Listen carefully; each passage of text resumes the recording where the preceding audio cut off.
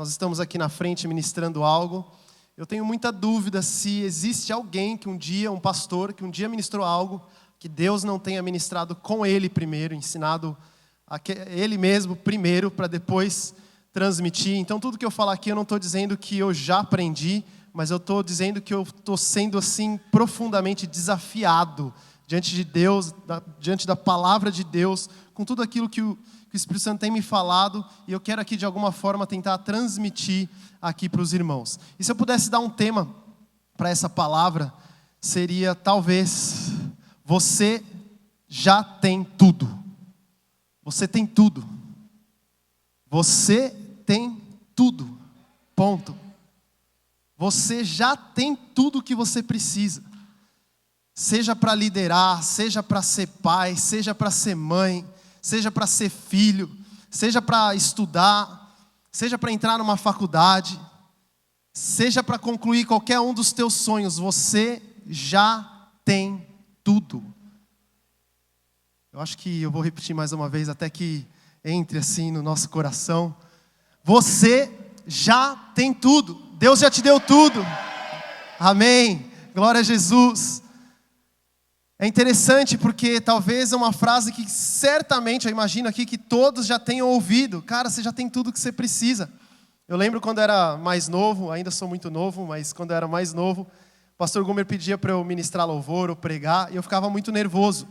E aí ele chegava para mim e falava desse jeito: Bruno, você não precisa ficar nervoso.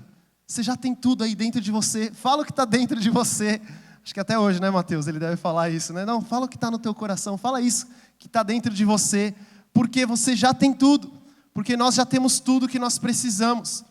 E eu queria aqui que hoje essa palavra viesse para nós não somente como revelação, mas uma revelação, mais ou menos do que Romanos 12 fala, que nós devemos renovar a nossa mente. Nós devemos transformar o mundo pela renovação da nossa mente. E acho que aqui, quando fala da renovação da mente, está dizendo de uma constância, uma disciplina constante que nós vamos viver dia a dia. Então não é só ter uma ideia de uma coisa boa, uma revelação momentânea que você entendeu, uau, eu já tenho tudo. E sair daqui e de repente, puxa vida, eu entendi lá que eu tenho tudo, mas a verdade mesmo é que no dia a dia eu não tenho tudo assim. Não, nós vamos sair daqui, daquela porta para frente, nós vamos continuamente entender, transformar o mundo pela renovação disso daqui, entendendo, eu já tenho tudo que eu preciso. E materialmente falando também, eu sonho com uma casa. É errado? Não é errado, eu já tenho a casa em nome de Jesus. Eu sonho talvez em liderar, eu sonho em ser influente, eu sonho em ser pastor. Eu já tenho isso dentro de mim e eu vou provar na Bíblia para os irmãos. Até antes de provar, eu queria ler com você aqui, lá em João, capítulo 4.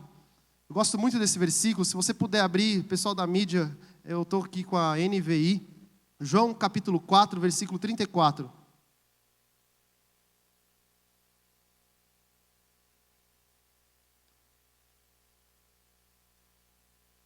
João 4, versículo 34. Então Jesus aqui, eu fico pensando na rotina de Jesus. Toda vez que eu leio uma história, eu fico interessado em saber qual é o contexto, qual a história anterior, qual a história que vem depois, a posterior.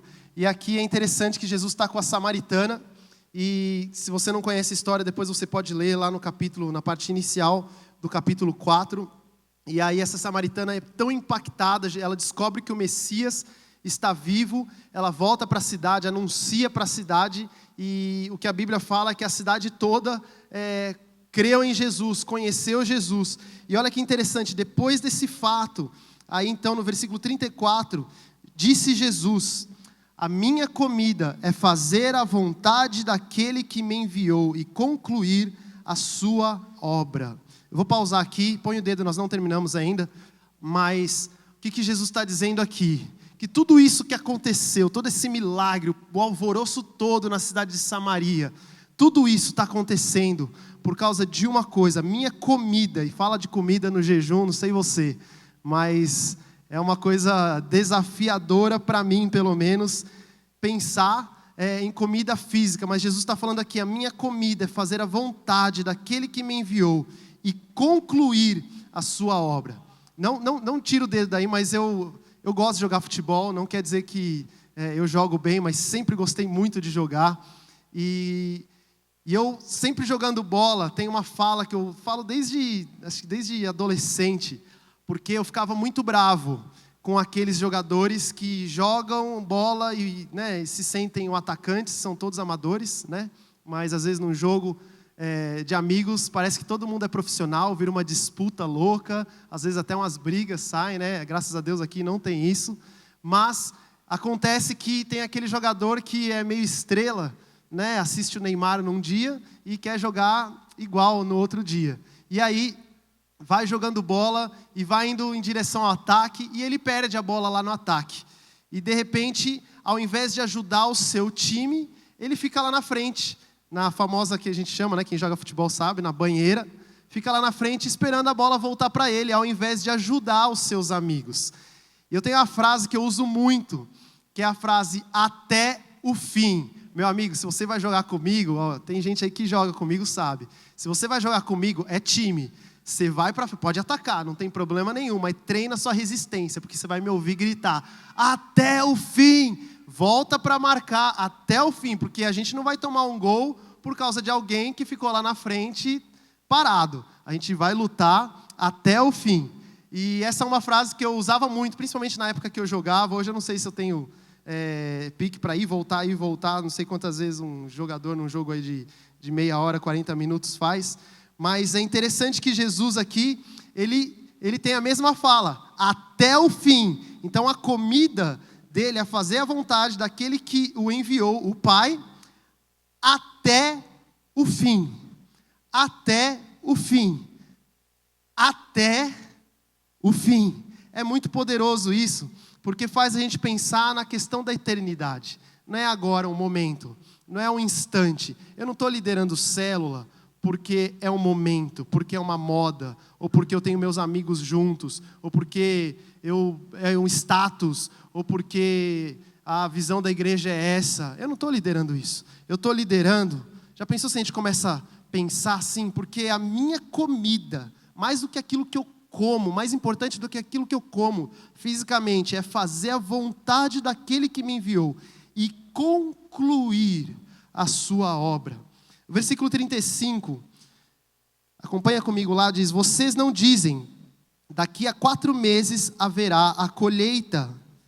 Eu lhes digo, abram os olhos e vejam os campos, eles estão maduros para a colheita. Aquele que colhe já recebe o seu salário e colhe fruto para a vida eterna, de forma que se alegram juntos o que semeia e o que colhe.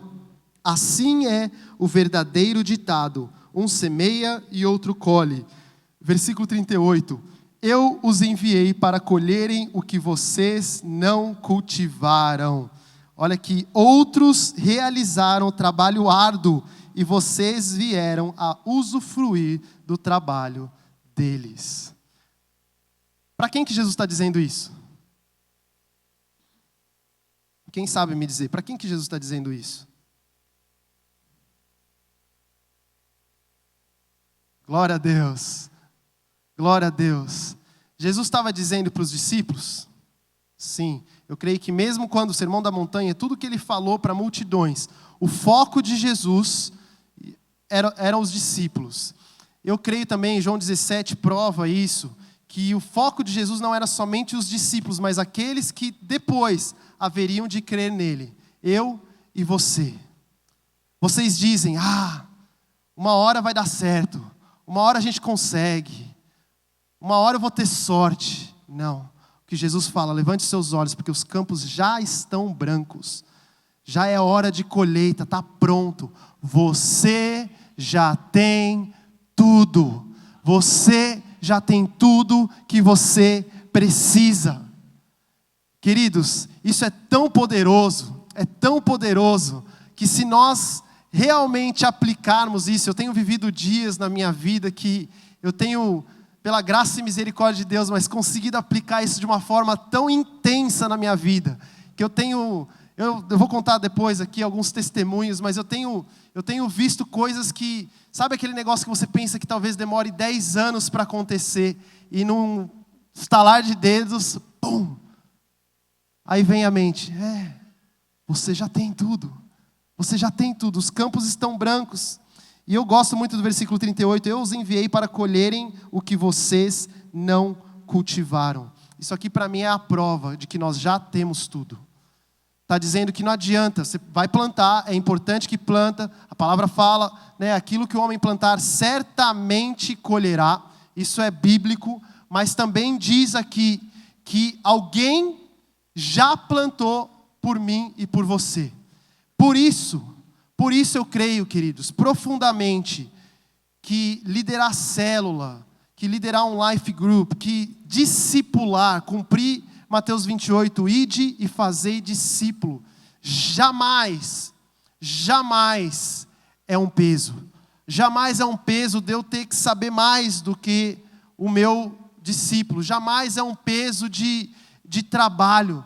Primeiro, porque eu estou fazendo algo que é promessa de Jesus. Segundo, porque quando eu colocar a mão para fazer isso, entendendo que não é uma obra humana, é uma obra celestial, que os campos já estão brancos e eu já tenho tudo que eu preciso, o que vai acontecer diante dos céus, diante dos homens, é que Deus vai derramar bênção sobre bênção, sobre bênção, sobre bênção, sobre bênção, sobre bênção. E eu creio que essa palavra aqui hoje vai estimular algumas pessoas que lá atrás lideraram life groups e hoje pensam, não, hoje eu não lideraria um, hoje não é para mim. Eu creio que essa palavra hoje vai fazer com que alguns aqui que nunca pensaram ser capaz de liderar um grupo de pessoas, começar a pensar, eu já tenho tudo, eu posso. Porque eu creio, queridos, eu creio profundamente que nem todos são chamados para liderar um life group, mas eu creio que todos os filhos de Deus são chamados para liderar de alguma forma. Todos os filhos de Deus são chamados para ir e fazer discípulo. Isso não é uma grande opção, é uma grande comissão. É uma comissão de Deus para ir e fazer discípulo. E eu sei que durante muito tempo, para alguns, e a gente viu isso muito no Japão, eu falei aqui, acho que o penúltimo Tadel, que o japonês, ele, pelo menos o que alguns me diziam, é que eles não nasceram para liderar, eles foram treinados para seguir ordem. Então, quando você fala de liderar, eu sei que isso é realidade no Japão, mas eu sei que também, em alguns casos aqui no Brasil, porque fala de ser pastor, porque, infelizmente, tem até, não aqui, graças a Deus, mas tem muito pastor dizendo que ser pastor é difícil, é um fardo. Você quer saber, ser pastor é um privilégio.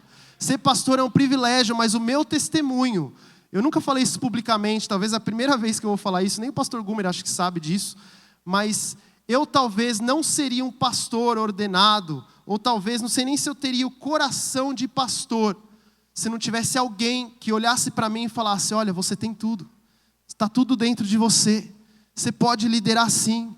Eu creio que Jesus te deu um potencial e se não deu, eu vou orar por você. Você vai ter essa gana, essa paixão por pastorear almas. E eu estou falando aqui, obviamente, do pastor Gumer, tem o pastor Júnior que já me discipulou também. Mas se eu não tivesse uma igreja, uma célula, um grupo de pessoas apaixonadas por Jesus, falando, ou mais do que isso, inspirando a minha vida, provavelmente eu estaria hoje... Talvez não estaria no mundo não, mas estaria hoje no mundo dos negócios, o que não é errado. Talvez estaria numa empresa, talvez estaria numa vida que, para eu que sou pastor, diria que é uma vida normal, porque a vida de pastor é uma coisa que não é normal, né?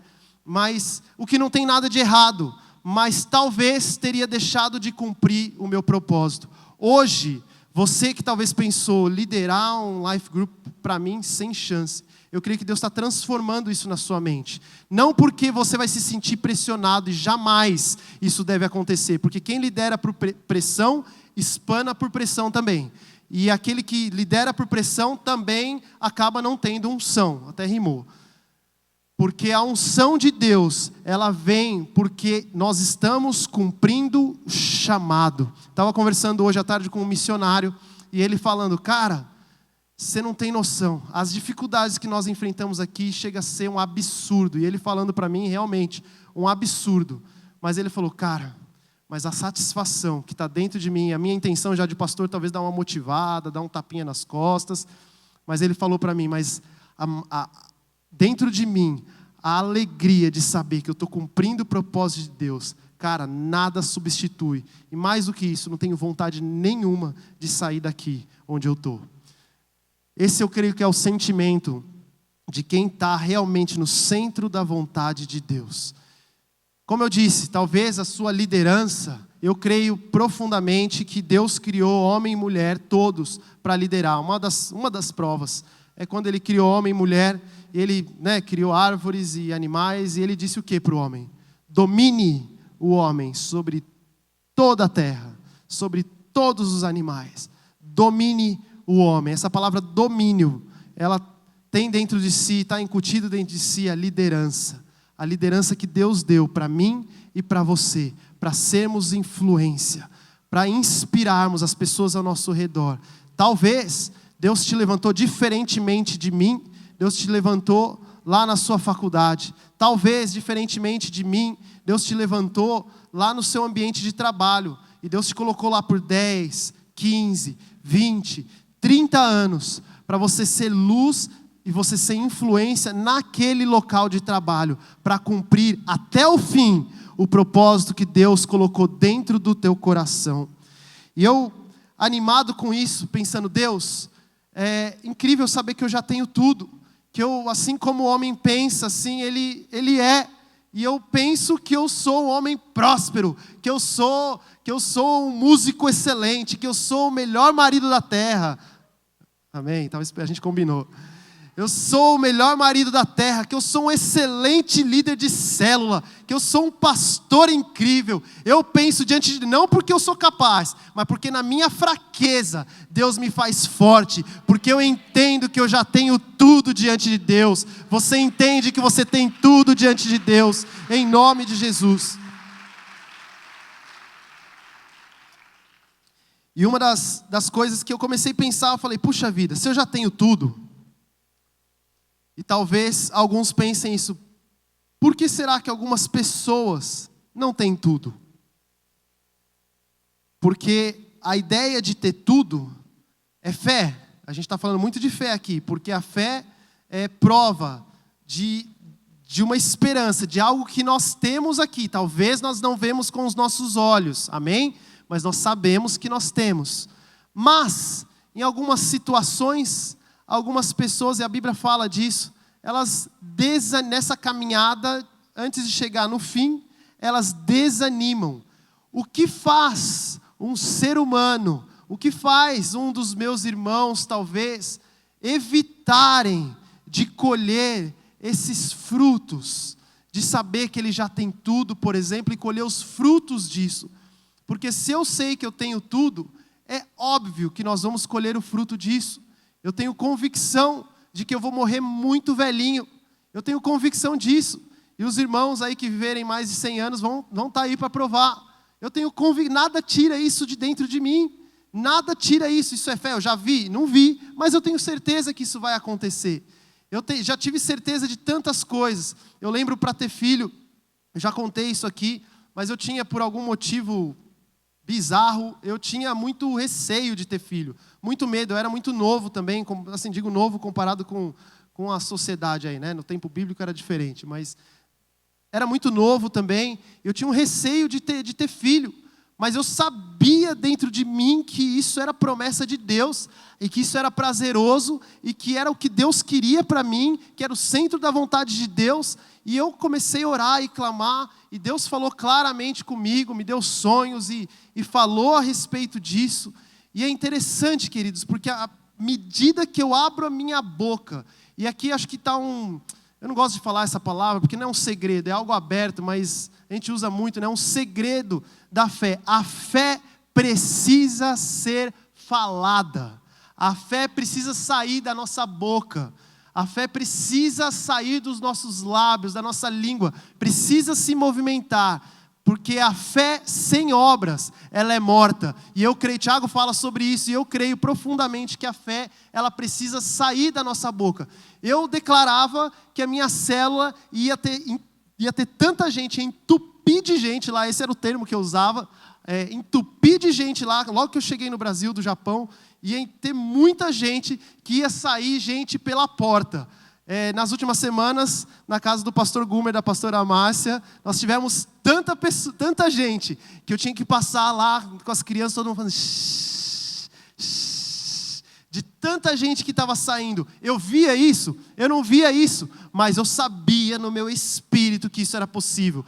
Por minha causa? Não, porque se fosse não ia ter ninguém lá, mas por causa de Cristo, porque Ele dentro de mim já deu tudo que eu preciso.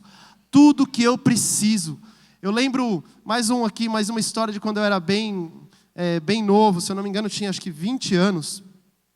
E eu estava num momento de adoração e eu lembro que Deus falou comigo: olha, eu vou treinar você para ser pastor. E naquela época, ser pastor para mim também era uma indagação, mas sabe quando é difícil falar que é audível, mas eu estou quase falando que é audível aqui, porque foi uma voz muito clara e eu estava me envolvendo com a palavra, começando a ler a Bíblia inteira pela primeira vez, e o Espírito Santo falando comigo, e até que eu pegava a palavra e via, é esse o chamado. Eu não via isso. E eu lembro que, resumindo essa história, o Espírito Santo me enviou para estudar a Bíblia num intercâmbio que eu ganhei 100% de bolsa de estudos para estar lá, 100% fora do país, foi um negócio fora do comum. E eu lembro que o dólar na época, o povo fala que hoje está alto, se fosse trazer a tempo presente, naquela época eu lembro que estava 4 e pouco para 1, para um estudante de 20 anos, fora do país, tentar pagar qualquer coisa, eu realmente não tinha o dinheiro para isso. E eu lembro que não bastava eu ter a bolsa de estudo, porque eu precisava comprar livro, precisava me alimentar e aquela coisa toda. E como jovem sonhador, eu fui, me arrisquei e falei, eu vou. E eu lembro que eu cheguei lá no instituto, e aí me deram uma lista de livros que eu precisava para aquele semestre, não era nem para o ano todo, eu ia ficar 1 ano. E aí eu olhei aquela lista, inocente, pensei, vou na livraria, vamos ver como é que é, devem estar dando livro usado e tal. Cheguei lá, eu vi o preço dos livros. Eu não lembro exatamente agora, mas era em torno de talvez $400, $500, que obviamente eu não tinha, era muito dinheiro. E em dólar, quem ganha em dólar talvez não sentiria tanto, né? Mas a gente ganhando em real, de 4 para 1. E eu lembro que dentro de mim, dentro daquela livraria, foi até antes de chegar naquela livraria, eu estava no meio, eu tinha olhado, eu senti do Espírito Santo, vai para a livraria, porque eu vou fazer. E aí dentro de mim eu falei, eu não tenho um centavo, mas eu vou. Eu vou porque Deus falou comigo e eu sei que Ele me trouxe aqui, Ele vai cumprir o propósito dEle aqui, e eu não vou embora. Eu lembro que eu entrei na livraria, e olhando para os livros, e se eu não me engano, eu lembro que eu comecei até a me quebrantar dentro de mim, porque eu fiquei, Jesus do céu, que eu vou fazer agora? Eu vou voltar para minha casa, e os livros tem até hoje lá em casa, grossos, caros, e de repente uma senhora entra, ela fala, Bruno, eu senti que você ia estar aqui. Aí eu falei, opa. Ela falou desse jeito, o que você está fazendo aqui? Eu falei, eu vim dar uma olhada nos livros. E eu não falei em nenhum momento, porque eu sei que Deus já tinha me dado, porque o espírito de miséria já ia de repente chegar e falar, eu estou sem dinheiro, não consigo pagar aluguel, eu não consigo não sei o quê, não tem dinheiro para gasolina, não tem não sei o quê. O que não tem problema, eu já passei por isso, não ter dinheiro para entrar em ônibus, já passei por isso. Mas o espírito de fé, ao contrário, a gente sabe que eu não vou nem abrir a boca. Se eu abrir a boca é para pregar, não para reclamar, não para falar que eu não tenho, porque eu tenho. E aí eu lembro que dentro de mim, eu fiquei, eu não vou falar. E eu senti que eu não deveria falar nada. Eu falei, eu vim dar uma olhada nos livros do meu semestre. Ela falou, Bruno, é o seguinte, Deus me mandou aqui, porque eu tenho alguns livros, eu vou dar todos os livros que eu tenho para você, e você pode escolher todos os que eu não tenho, porque eu vou pagar tudo para você. Deus falou isso para mim, tchau. E ela saiu. Na hora eu lembro que no meio da livraria eu comecei a chorar. Falar, Deus provê todas as coisas. Deus dá todas as coisas. Queridos, eu teria dezenas, centenas de testemunhos para contar aqui. Mas o que eu creio profundamente que Deus está fazendo aqui no nosso meio hoje é levantar esse espírito de fé. E a nossa oração é que Deus não me deixe atrapalhar aquilo que o Senhor tem para mim. E é por isso que eu creio que nós vamos ter milhares e milhares de líderes de Life Group. Porque Life Group não é um peso. Quando nós entendemos o ir de fazer discípulo, isso Bruno, tá? Eu não estou dizendo que você precisa liderar um Life Group, por favor. Não me entenda, não me interprete errado, porque eu tenho inclusive pessoas que eu acompanho, discípulos meus, que são empresários, são grandes empresários. Eles, por causa do tempo, nem têm condição de liderar um Life Group. Mas Deus está fazendo a obra onde eles estão, no lugar que eles estão. E eles vão ganhando recursos, e dando recursos, e comprando coisas para a igreja, e ajudando lá no Life, e fazendo coisas que Deus pediu, e abençoando outras pessoas, e abençoando até minha vida. Eu falo aleluia, glória a Deus. E eu creio que Deus tem esse chamado para alguns. Mas eu creio profundamente que muitas pessoas aí fora talvez estavam pensando, qual é o meu chamado? E vão entrar aqui, olhar para a sua vida e se inspirar. Eu quero liderar um Life Group. Eu quero entrar nesse mover, porque eu não vou ficar de fora. E outra, eu, Bruno, não conheço a melhor forma de fazer discípulos do que estar imerso na igreja, nas casas. Jesus falou, vai e façam discípulos, mas eu não vou falar quantas vezes aqui, mas são pouquíssimas vezes que eu consigo ver Jesus na Bíblia apenas com um discípulo. Você pode ver que ele sempre estava ali em célula, sempre estava em life group, sempre estava junto com os discípulos, era na praia, era pescando, era fazendo milagres, sempre exposto às pessoas, nos relacionamentos, porque eu creio que isso também fala de aumentar o nosso nível de fé, porque a minha fé é aumentada não no relacionamento só vertical, eu e Deus, isso é muito bom, necessário, nós precisamos fazer, mas a minha fé, ela é realmente explorada ao máximo quando eu tenho relacionamento uns com os outros, quando eu desenvolvo relacionamento uns com os outros. E aí, orando, como eu disse, eu estava perguntando, Deus, mas o que pode nos evitar de colher esses frutos? Os campos estão brancos, então a gente vai plantar, a gente vai colher onde a gente não plantou. O que pode atrapalhar esse mover na minha vida, na vida dos meus irmãos? Quem sabe me responder? O que pode atrapalhar? O que pode atrapalhar isso? Pensa aí, não precisa me responder, mas pensa na sua mente. O que pode me atrapalhar de colher o máximo, de ir até o fim, de não ficar lá no ataque, panguando, de ir até o fim, fazer meu time ganhar, fazer a igreja de Cristo prevalecer? O que pode atrapalhar a mim e aos meus irmãos de viver o centro da vontade de Deus? Queria aqui, rapidamente, ler com você, lá em Números, capítulo 32, o versículo 1.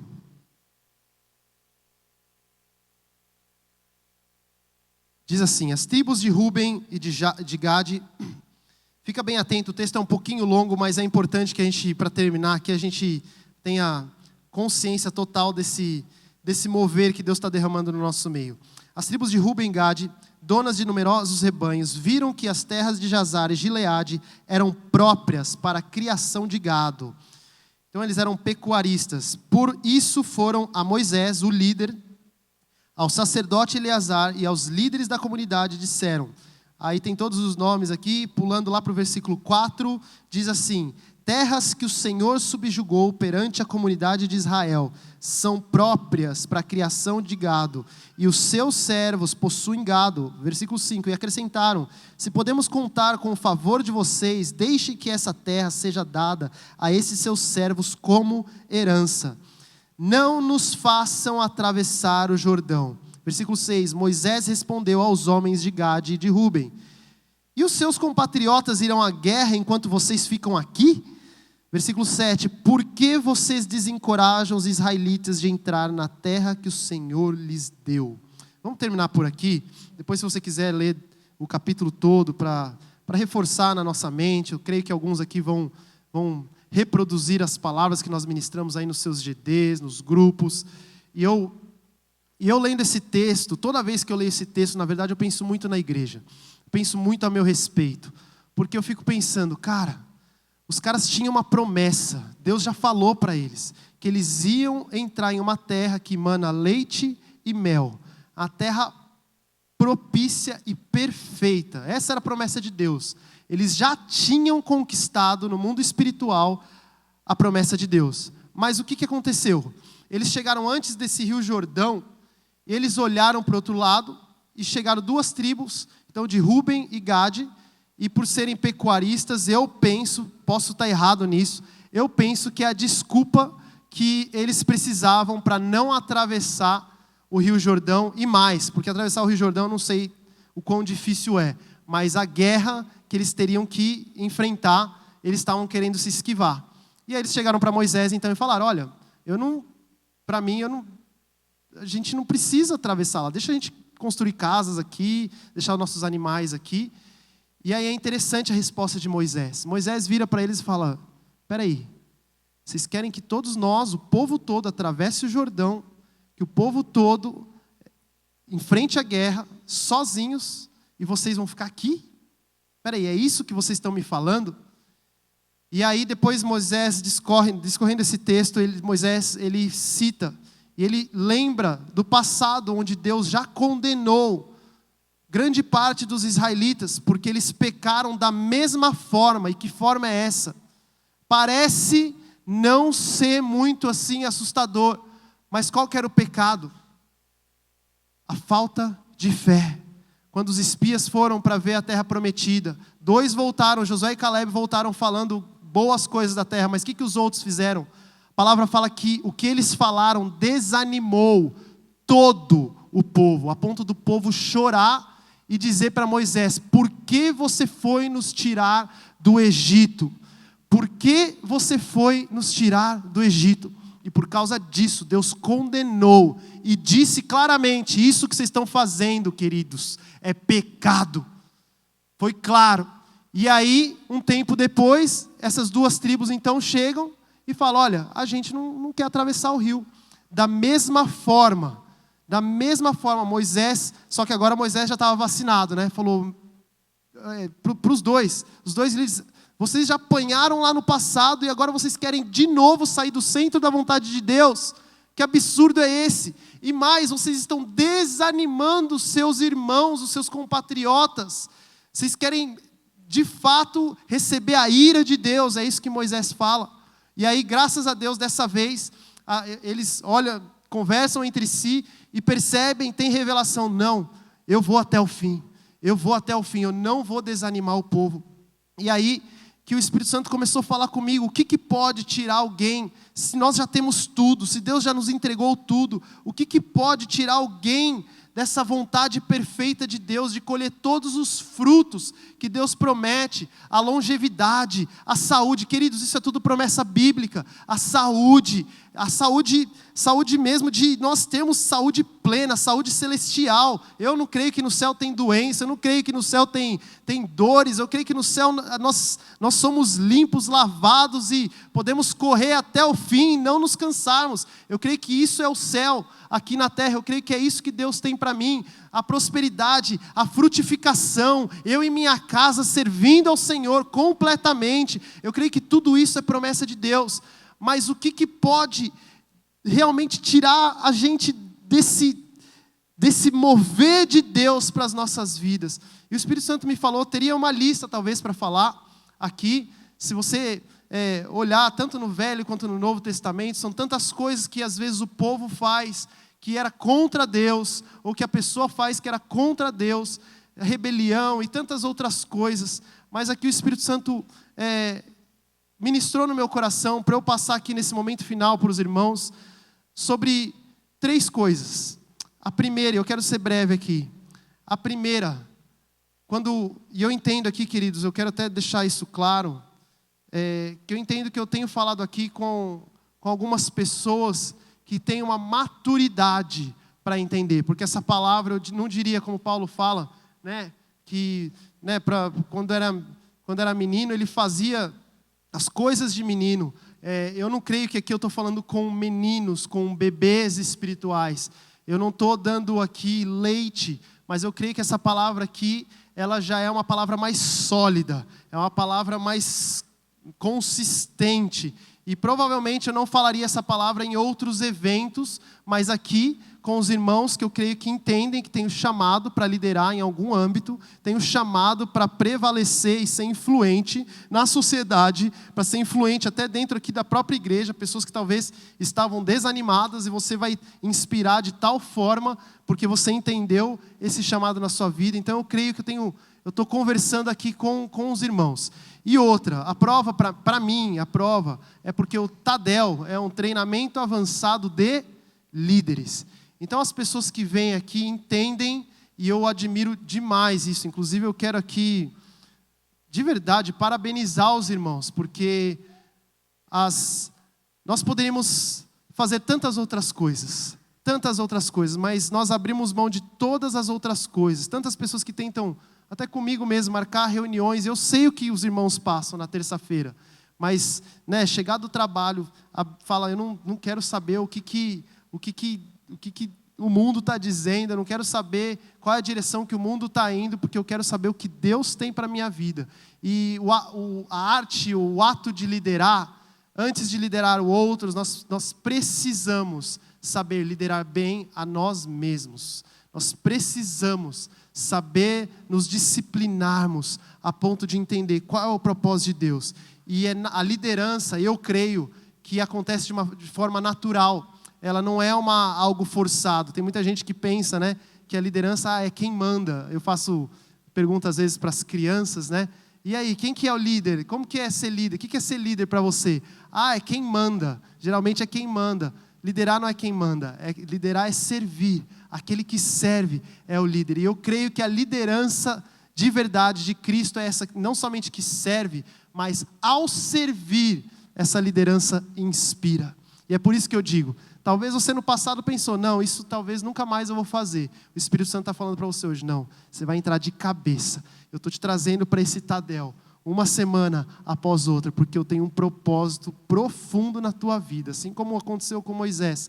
E aí, eu creio que dentro desse contexto aqui de liderança, o Espírito Santo falou para mim, o que pode dentro da vida de um líder? Talvez não somente destruir, mas fazer com que ele desanime a ele mesmo e a outros, que a Bíblia aqui, em Números 32, deixa claro que é pecado. Então, não é interessante isso? Se eu desanimo, não é se... Porque a Bíblia também fala da pedra de tropeço. Se formos pedra de tropeço, Jesus fala, é melhor amarrar uma corda no pescoço e se lançar ao mar. Porque Paulo ainda é mais duro ainda. Ele fala, se comer...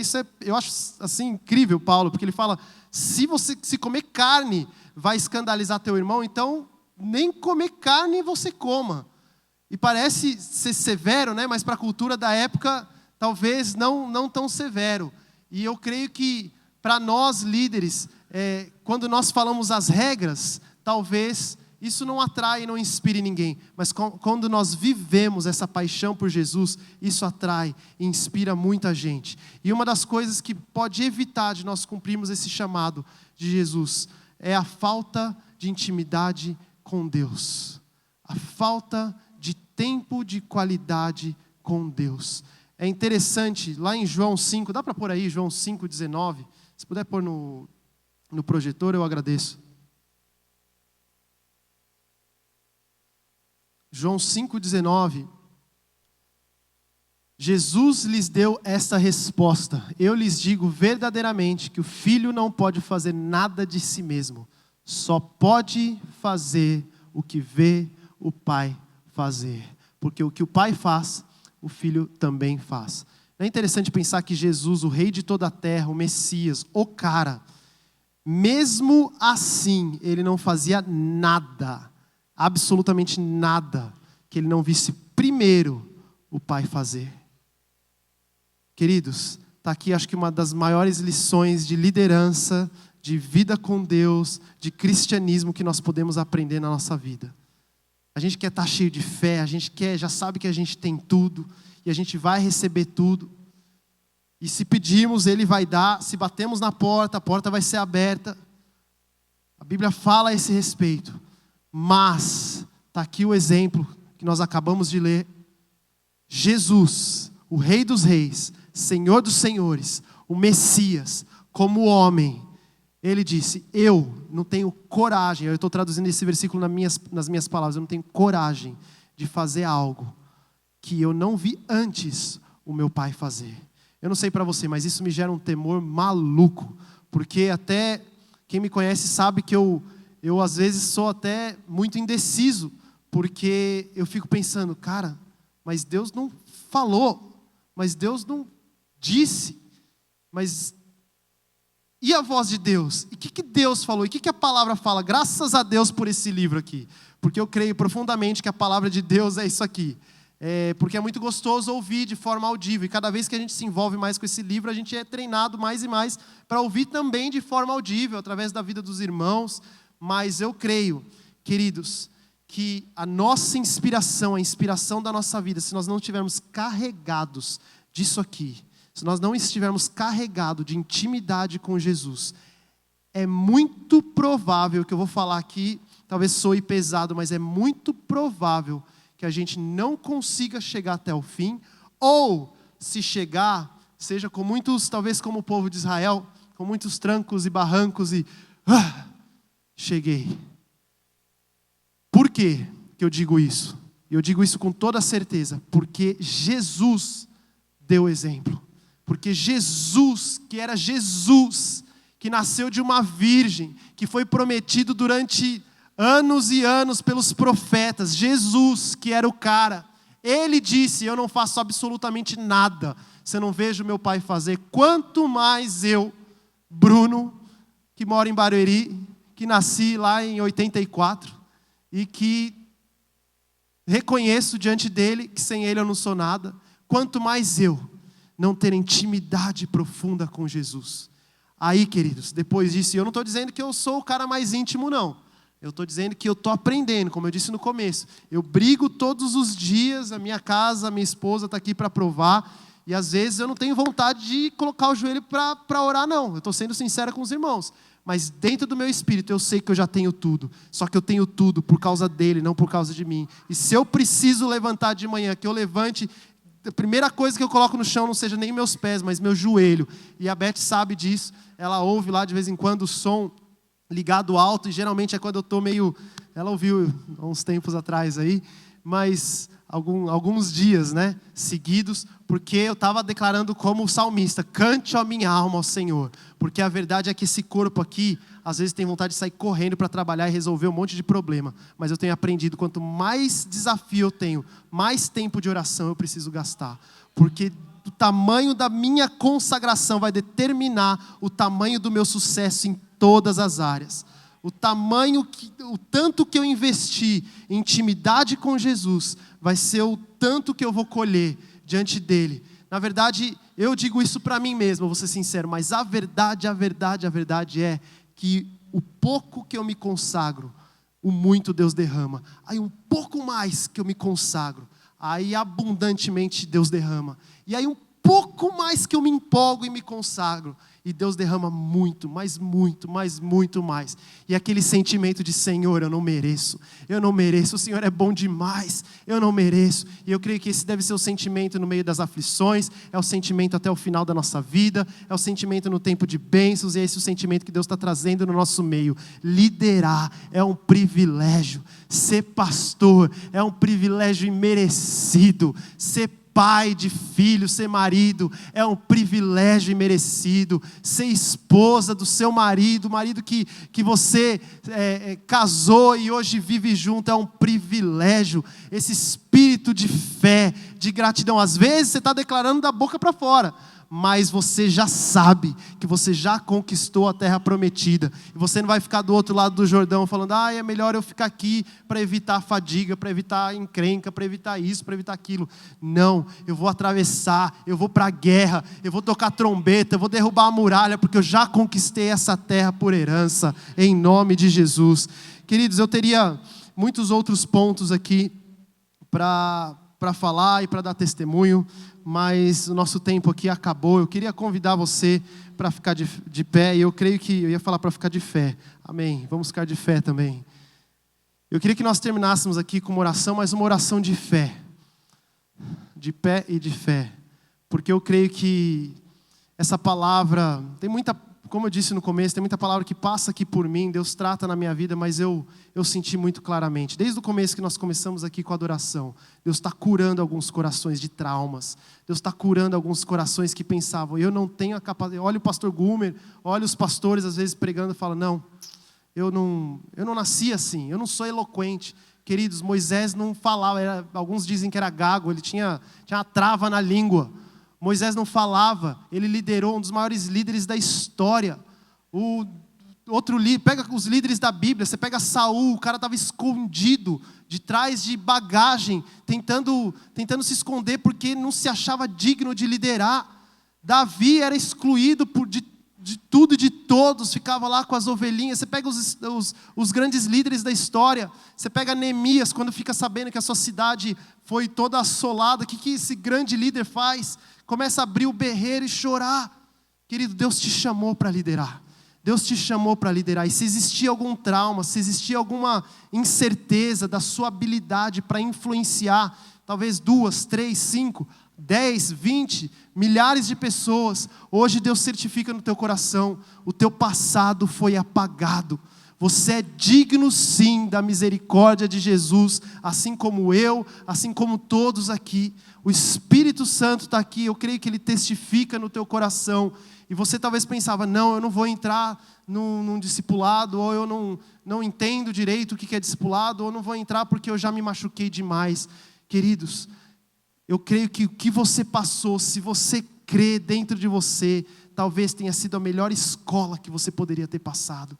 Porque Deus te treinou, e Deus tem te treinado, e vai continuar treinando aqueles que querem, porque nós vamos sim impactar essa cidade, que é o diabo queira ou não, nós vamos ver essa igreja explodindo com jovens apaixonados por Jesus, nós vamos ver as famílias aqui, tomadas pelo Espírito Santo, impactando essa cidade, impactando as esferas da sociedade, com os 2 pés no peito. Eu creio profundamente que Deus tem um chamado para esse tempo, para essa hora, para mim e para você que estamos aqui nessa noite. Queria convidar você então, antes de eu orar, até você mesmo, se colocar diante de Deus e orar para Deus. Fala agora o que está no teu coração, no espírito de fé, não no espírito de miséria, de tristeza, de depressão, no espírito de fé que Deus colocou dentro de você.